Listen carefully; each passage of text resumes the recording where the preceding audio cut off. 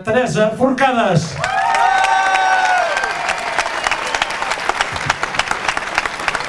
Ara provaré, a veure... Se sent bé?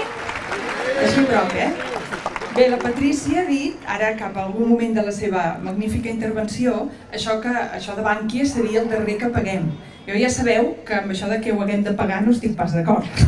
És a dir, jo crec que encara hi som a temps i que és molt important que aquest... Sí, perquè és que si ho paguem, d'aquí 1000 anys encara ho estarem pagant. És a dir, que és un tipus de deute que s'assembla i és paral·lel al deute del tercer món. I és un deute que un diu, vinga va, ho paguem i ja l'hem cancel·lat. No, aquesta no és la gràcia del deute. Ni sabem, ara mateix, en quins termes s'ha fet aquest endeutament, aquest rescat, que és una paraula eufemística, perquè en realitat n'hauríem de dir amb el nom que li correspon. Això no és un rescat, això és una estafa. I més val que en diguem amb el nom que li toca, no? I jo crec que, com que és una estafa, doncs ens convertiríem en còmplices d'un crim si participem en aquesta estafa. Per tant, aquest no era el tema que volia dir, però com que la Patrícia n'ha parlat, jo ho agafo. Jo el que volia és començar citant un passatge de l'Antic Testament, que molts de vosaltres coneixereu.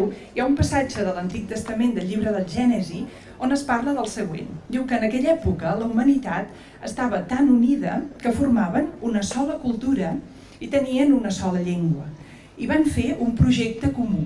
I aquest projecte comú i únic va ser construir una torre que arribés fins al cel. Això, com sabeu, el llenguatge mitològic antic doncs és simbòlic i podem pensar que era una torre física, aquesta és la coneguda Torre de Babel, però podem també imaginar que és un tipus de projecte no massa diferent del que alguns promotors de la globalització uniformadora doncs parlen avui en dia. Una humanitat unida, una sola llengua, un projecte que semblaria, amb una lectura superficial, un projecte ideal, però que és el somni de l'imperi. Això és el somni imperialista, és aconseguir aquest tipus d'unitat, que és una unitat uniformitzadora.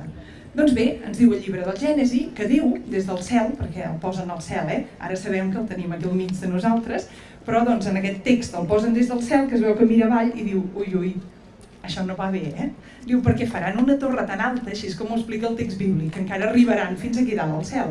I què fa, aleshores, segons el relat del Gènesi, Déu? Doncs el que fa és precisament crear la multiplicitat de les llengües.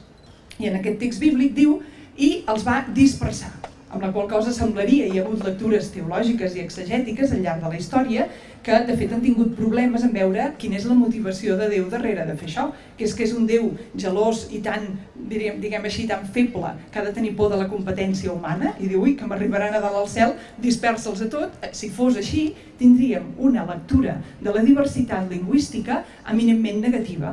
Per què serviria, segons aquesta lectura, la diversitat lingüística? Per dispersar, per separar, per desunir, per trencar i per crear conflicte a la Terra.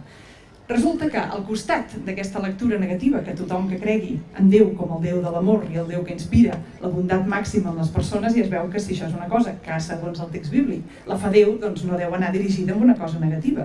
I llavors, això deu voler dir que la diversitat lingüística, i no només la lingüística, sinó que la diversitat cultural que va al costat de la diversitat lingüística i la diversitat social i política que ha d'acompanyar aquesta diversitat lingüística, potser ens la podem mirar no com a quelcom negatiu, que resta unitat, sinó, i ara entro amb el meu tema predilecte, que no hi entraré a fons perquè si no a la tarda encara hi seríem, que alguns de vosaltres sabeu que he fet la tesi doctoral sobre la Trinitat. I la Trinitat és precisament aquesta peculiaritat del cristianisme que ens diu que la realitat última, que qui creu en Déu l'anomena Déu, i si no, doncs també té altres noms. La realitat última, la que ens dona el punt de referència de tot allò que fem i de tot allò que som i que volem ser. En el cristianisme es diu Trinitat, que vol dir que és un tipus d'unitat que inclou i pressuposa i necessita la diversitat. És un tipus d'unitat que considera que la diversitat no és, com en les filosofies platòniques, subòptima. Hi ha moltes visions filosòfiques que diuen la diversitat, sí, esclar, no la podem negar, no, perquè aquest pensa d'una manera, l'altre pensa d'una altra, però anem tots cap a una sola cosa, anem tots cap a una realitat que li diem Déu o li diem com vulgueu, però que serà única, i única entesa com a uniforme. Doncs bé, el que dic que és la peculiaritat del cristianisme és dir, no, això no. La realitat última, que és el referent últim, és una realitat unida, sí, però diversa també. I en aquest sentit, la dispersió o la pluralitat lingüística no és un camí cap a una unitat finalment uniformada, sinó que és l'única manera de realitzar ja aquí a la Terra el projecte de Déu, que és un projecte d'unió sempre en la diversitat. Això ens ho expressa un text, he citat un text de l'Antic Testament, doncs ara voldria citar-ne un del Nou Testament, que és dels Actes dels Apòstols, que és el que li fa com la contrapartida. En els Actes dels Apòstols, al capítol 2, tenim aquesta escena on trobem els seguidors d'aquest Jesús històric parlant cadascú la seva llengua, això si mireu el text ho diu així, cadascú parla la seva llengua i, oh meravella, tots s'entenen.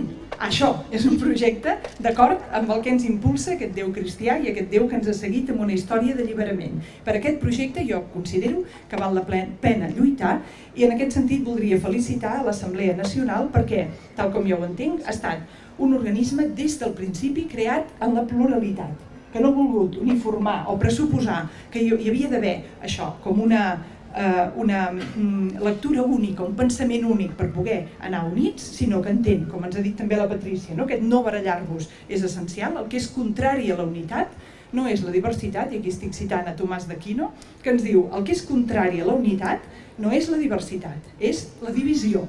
La divisió, òbviament, si jo, perquè em considero i me n'adono, perquè tinc ulls per veure la realitat, perquè aquí també hi hauria tot el tema de tancar els ulls a la realitat. Però si jo tinc ulls que veuen la realitat, jo m'adono que amb la meva germana o el meu germà som distints, hi ha coses diverses. Doncs bé, si jo aquesta diversitat l'entenc com a motiu de separació, aleshores creo divisió.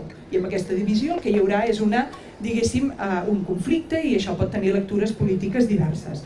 Tot aquest marc que estic explicant és un marc que es podria utilitzar per parlar, en el cas de l'estat espanyol, en el cas d'Europa, en el cas del món, d'una unió de tipus federatiu, d'una unió de moltes diverses concrecions històriques. Jo estic d'acord amb el que ha dit la Patrícia i amb el que tants pensadors i pensadores del nostre país ens expliquen.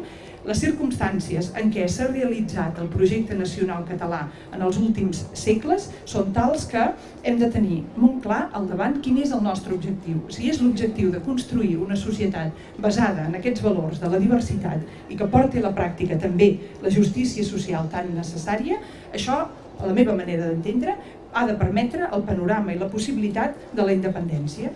Per què? Doncs perquè és una independència que no és volguda de forma exclusiva, no hi ha a Catalunya un projecte de nació exclusivista, sabem aquests eslògans de qui és català, doncs tothom que viu i treballa a Catalunya, podem tenir diferents maneres de definir-ho, però en qualsevol cas és un projecte basat en una història comuna i en una llengua comuna i sobretot en un projecte de futur, que és un projecte basat en aquest reconeixement de la importància de la diversitat i de la importància de no frenar en el si de la pròpia nació i en el si de la pròpia comunitat el debat intern, la dissensió, que són en cristià el pol últim de Déu i el que li dona el seu dinamisme i la seva força, i també en la nostra història el que ha fet que ens convertim en una comunitat nacional oberta, acollidora i capaç de ser un referent per la resta de pobles del món. Moltes gràcies.